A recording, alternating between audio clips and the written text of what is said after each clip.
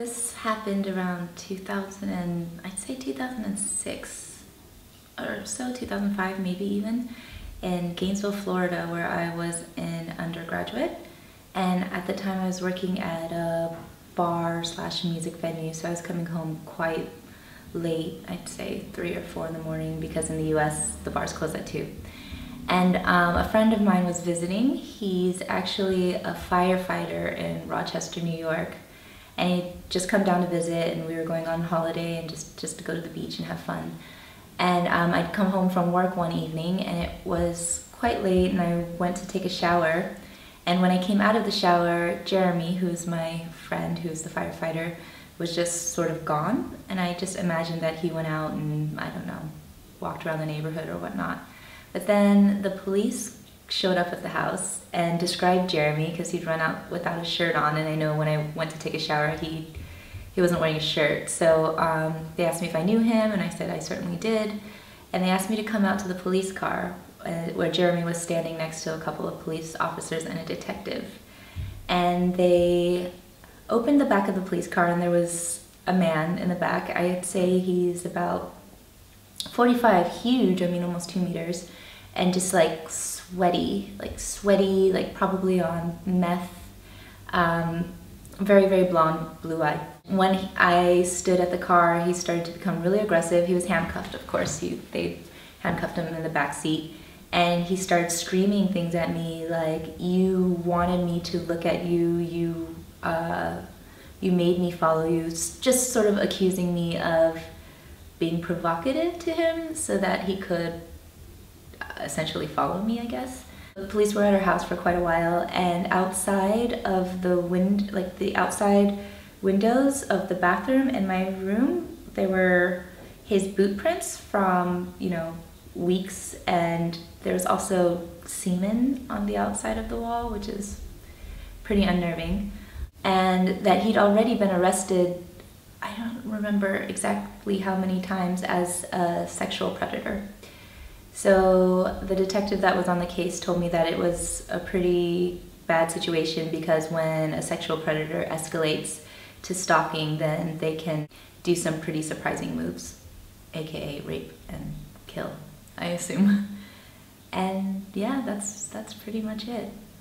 Though I have to say, I was living with my flatmate, her name is Mary. There was one time I was out and she called me and she said there's somebody outside of the house. And we lived in a pretty wooded area, and there's tons of raccoons and deer and other animals, so I just sort of brushed it off and said, "Mary, it's just a raccoon." In hindsight, it's probably him. He was arrested and charged. I think in that state of Florida, I think if you have 9 at the time, or 8 sexual offenses, it becomes a felony. And it's, you get much more jail time. The newspapers, it's a very small town, the newspapers kept coming to our house, and we asked them not to film. So a group of friends decided that they would write derogatory signs so that they couldn't actually film the house. But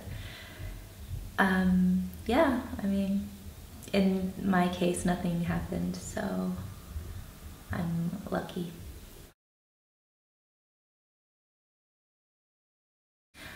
I don't remember. It was quite some time ago, and after that I sort of stopped following the story. I was more intent on learning how to protect myself. Actually, I first thought I would get a gun, and then I realized that's idiotic. What am I doing? Am I gonna have a gun?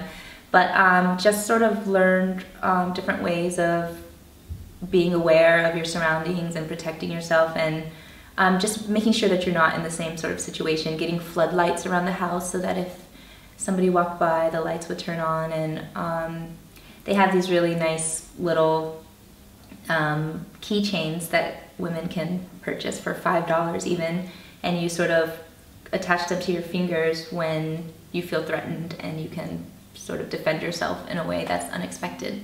So yeah. Did you get one of those? Yeah, I did. I actually don't have it here with me right now. I also got pepper spray. Okay. Yeah. So pepper spray is a little bit difficult because you sort of have to mess with it to open it up. And if somebody's attacking you, you can't be like, wait a second, let me adjust my pepper spray and spray you. So, I don't know. And how do you feel like after, how long ago was it? It was quite a while ago. I would say it was 2006 or so. So it's been a while. After that, I don't know, there's this feeling of helplessness, and it just, I don't want to be a stereotypical helpless woman, ever. So instead of sort of feeling like a victim, you have the option to take control of your life and protect yourself in any way that you can. How long did it take you to feel safe again? I'd say almost a year. I'd say, yeah. I mean, in the first 6 months, I was jumpy. Like I said, we lived in a very wooded area. If I heard noises, I would just, I always had somebody walk me home from work. After about 6 to 8 months, I felt secure enough to walk alone again. Yeah. Did you also have maybe any nightmares related to this? Or? I don't think I necessarily had nightmares. I just was just very, I don't know, I would say timid to even, I don't know, take out the trash in the backyard in the evening or this sort of thing. I think sleeping was okay. It was more of like the reality of my surroundings that really sort of, I felt threatened, and I shouldn't have, and I should not ever feel threatened in my own home.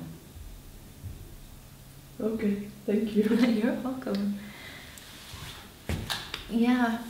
I hope that works for you. Yeah, that's great. Thank you so much. I can't wait to see the final outcome.